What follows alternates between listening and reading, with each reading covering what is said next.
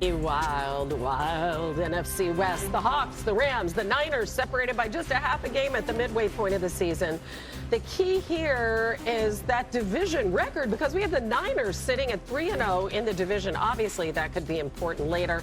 And we have two NFC West matchups this weekend. So that brings us to That's Cap, where our NFL researcher, Evan Kaplan, is going to dig deep into these numbers and help us take a look at the top of the NFC West. Yeah, Hannah, so these two teams, not just the best in the division, they might be the best in the NFC right now. Talking about points margin this season, the Rams have outscored their opponents by 82 points, Seahawks 81. Those are the two best margins in the NFC. As you just said, both 6-2. And think about the losses for these two teams. The Rams led by 19 in a loss to the Eagles, lost by 3 in overtime to the 49ers. The Seahawks 2 losses by 7 combined points. So 6-2 with a ton of close losses. What's a big reason these teams are playing so well? It's quarterback play, right? We talk about it every week, every day on this show. Matthew Stafford at 37 years old, it's hard to be playing better than he is right now. He leads the NFL in touchdown passes. He leads the NFL in passing yards per game. Sam Darnold on the Seahawks, I was up here talking about him a few weeks ago, continue to play well. Leads the NFL in yards per attempt. He's second in total QBR, just behind Lamar Jackson. So that's what's happened so far for these two teams. Let's dig into what's going to happen going forward, especially with the Rams starting this Sunday against the 49ers, who we just said they lost to the first time. This is our NFL playoff predictor using our analytics. Look at this number here. The Rams have a 36% chance to win the NFC West right now. If they win on Sunday, that's up to 53. A loss, and they're down to just 19. So a massive game with the Rams. But look at this. They play the Seahawks in Week 11. So a win this week, 53%. Another win, now you're up to 70% for the Rams to win their second straight NFC West title. So 2 huge weeks coming up for LA. And guys, the numbers tell me the Rams are playing the best of any team in the NFC right now. Can we go in cap or no cap on that? I'm going to say no cap. I agree with that. And I think the thing that stands out is this offensive performance. You're talking about Matthew and throwing the ball. I would tell you this. The evolution of this offense is really interesting. Years ago, run game-wise, it was like this exotic, super creative thing. It's not really right now. The run game in LA is super boring. It's super simple. It's one of the reasons why they're the least negative play offense in the league. I mean, they only have 24 negative plays this season. That's absolutely spectacular. They really get creative in their pass game. Their pass game, they use motion, they hunt matchups. That's their creativity. So the reality is Sean McVay's gotten to a point with this pass game where he says, the only thing that I can do to hurt us is to get into second and long or third and long with negative plays. Their run game is so basic. They run the same run essentially 90% of the game. And so I think that builds an unbelievable efficiency in their run game, not explosive, but the pass game is the real driver to capitalizing off of constantly being in good situations. Then we look at that young, talented defense on the other side. And Mac Jones had his second highest QBR of the season against them. What are you looking for in this particular I want them matchup? to make the adjustment in the middle of the football field. If you go back and you watch that game, there was a lot of pre-snap movements and shifts that gave Mac Jones an opportunity to survey the defense and also understand where he needed to go with the football right away. I want to see what Chris Shula is going to do to combat that. And we have to think back to that game. That was a huge game for Kendrick Bourne with catch and run. There was a great back shoulder throw to Demarcus Robinson in the high red zone. And he also used Christian McCaffrey extremely heavy in the pass game. I want to see what that adjustment is going to be because in between the numbers, Mac Jones had 236 yards passing, and that's the highest he had all year. I guess we're picking the game at this point, and yeah, we're all on the Rams. Mina? I would put the Rams at 50%. Mina, what would you like to say? Yeah, I think the Rams offense right now is just a freaking juggernaut, guys. Yeah. Like, I'm watching them, and I'm trying to find flaws, and I just can't. Mac Jones was awesome the last time these teams played. I think he'll play well. I just don't think he can keep up. Yeah, Mac Jones, 5-2 for the Niners, though, right? Mac Jones has been playing his butt off. Pretty impressive. Playing He's been good. Yeah. He's really good. The other 6-2 team in the division, the Seahawks, they've been very efficient in the red zone. The Cardinals defense has not. The point of emphasis has been the run game. The Hawks have the highest rush rate in the red zone this season. You know, trying to open things up for Sam Darnold and his good friend, Jackson Smith and Jigba. All right, the Seahawks made a splash at the trade deadline. They add Rashid Shaheed to pair with JSN. They boost that passing attack. Yeah. RC, how much of an impact is that going to have? You know what? I could be foolish. I believe this is huge.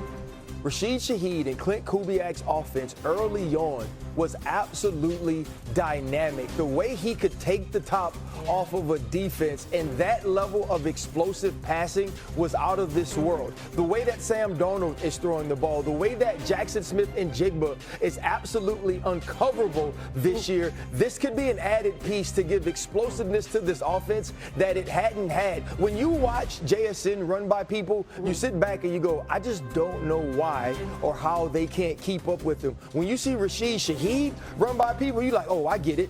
And so now you add those two, have them on the field at the same time with the way they're pairing this with the run game and play action. I think this could be a game-changing trade for the Seattle Seahawks offense. Yeah, a lot of other trades might have gotten a little bit more buzz, but I absolutely love this one. Let's talk about those Cardinals, though, because, Mina, they showed some grit on Monday night. I mean, they snapped that 5-game losing streak. Yeah. They beat the Cowboys. How can they build upon that and potentially pull off an upset? Sneaky underrated defense in Arizona. Maybe not after the Cowboys game, but the young players are all playing really well. They won't have Will Johnson or their starting linebacker. That's big. But I think schematically, and especially after listening to Ryan talk about the explosivity in the passing game, I would not be surprised if Nick Rallis, their defensive coordinator, begs Seattle to run the ball. This team already plays too high coverage at the 4th highest rate in football. They're going to put a roof on them. And Seattle, as good as they've been in the passing game, they've mostly feasted on single high, and they have not been good at running the ball even when they put heavy bodies on the field. So I would look to see, and I think this is a really important challenge for the Seahawks going forward. If a defense basically begs you to run the ball, can you punish them for it? And then, when they play those coverages, contrary to some people's belief, you can beat quarters over the top. Rashid Shaheed could be a big part of that. We saw it in New Orleans. I think Seattle will do the same. Contrary to some people. Pass to the flat, 3rd and 17. Throw that flat route. Throw it to the flat. What a way to do it. Oh, no. And for that, we get a gong. There we go. We're all on the Hawks. All right. We're going to start with that game for our play sheet presented by ESPN Sportsbook. So, Dan, Sam Darnold, does he pass for 260 or more yards in this one? I'm going to say yes. I'm going to go over. And I would say I would be very surprised if within the first 2 or 3 series of this game, there is not a ball over 50 yards to Shaheed down the field. Don't forget, he played in this offense last year. This is not an intelligence thing where he has to learn a completely new scheme. He's going to step right in. They're going to either have a pylon or a post, and Sam's going to launch it. All right, Mina, let's look at the Bills, that run game with James Cook. Is he going to rush for 80 or more yards against the Dolphins? Yeah, this is an over for me. A reeling Dolphins team that traded away Jalen Phillips. It's not a good run defense. The Buffalo Bills might have the best run game in football with Cook, so that's an over. Okay, RC, give us an anytime touchdown from Lions and Commanders. No, I'm going to go with Jahmyr Gibbs. He was stifled last week versus the Minnesota Vikings. I thought they had an excellent plan to stop him and also rush Jared Goff. The Washington Commanders are reeling on the defensive side of the ball. I expect some explosive plays from Jahmyr Gibbs in the run and the pass. Lions got to snap out of it. Yeah. Come on. $10 bet on our play sheet wins you $42 and, very importantly, 73 cents. Coming up, Dan and RC are headed to the touchscreen. They're going to take you inside the reasons why the Ravens defense has turned things around lately. You don't want to miss it, and score more from the game this football season with ESPN Bet. Right now, new customers get $100 in bonus bets when you bet $10. Sign up with promo code LIVE to get started today.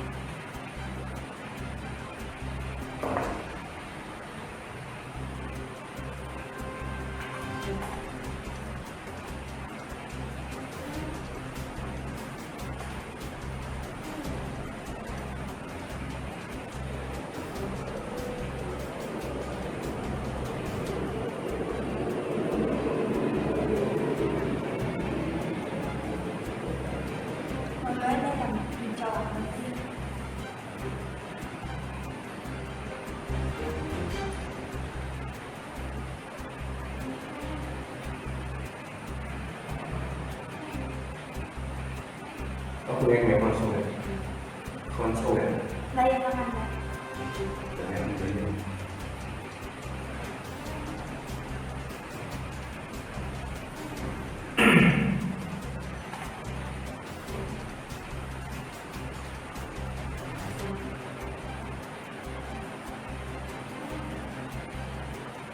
Có vẻ mang ít xôi về nhà nữa không? Vâng.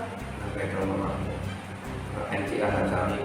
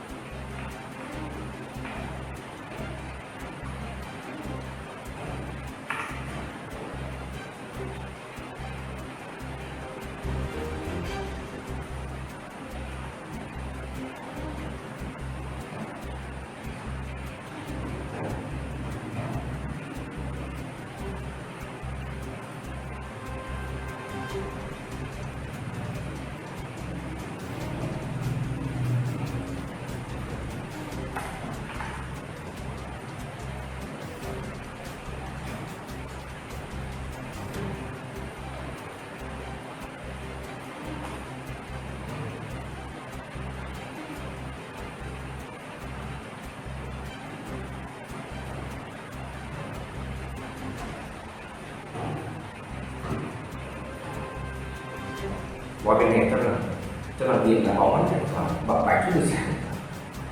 À. Ngoài nó liên quan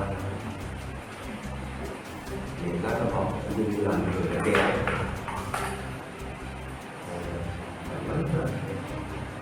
Ngõ này toàn người thích đá bóng. Anh đã biết rồi.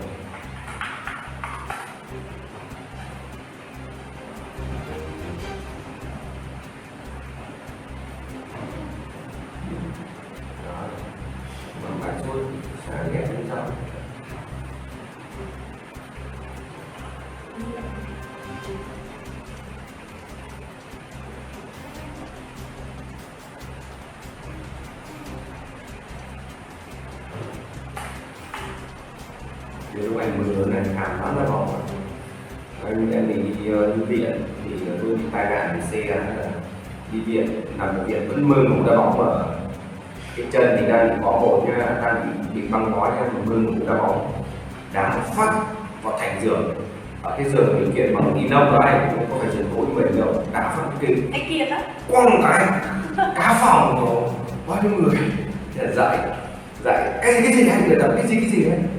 Nghe sau đó anh đau quá nó về phẫu thuật xong đau anh bảo cháu mơ ngủ đá bóng ngủ đá có được thành giường ui cả phòng đang ngủ rồi đến mẹ Lúc đấy là anh Kim lấy vợ chưa? chưa